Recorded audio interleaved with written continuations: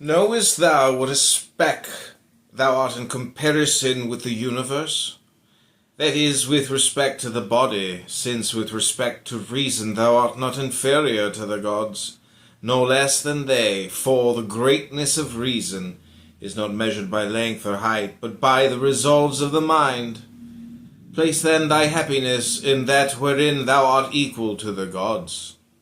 Asked how a man might eat acceptably to the gods, Epictetus replied, if when he eats he can be just, cheerful, equable, temperate, and orderly, can he not thus eat acceptably to the gods? But when you call for warm water and your slave does not answer, or when he answers brings it lukewarm, or is not even found to be in the house at all, then not to be vexed nor burst with anger is not that acceptable to the gods. But how can one endure such people?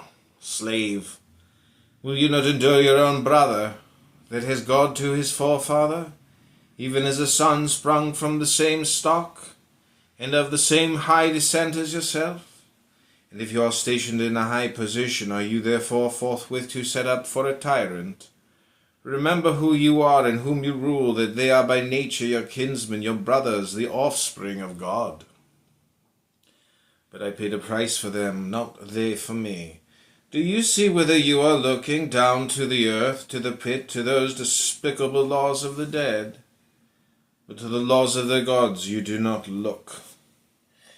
When we are invited to a banquet, we take what is set before us, and were one to call upon his host to set fish upon the table or sweet things, he would be deemed absurd. Yet in a word we ask the gods for what they do not give, and that although they have given us so many things.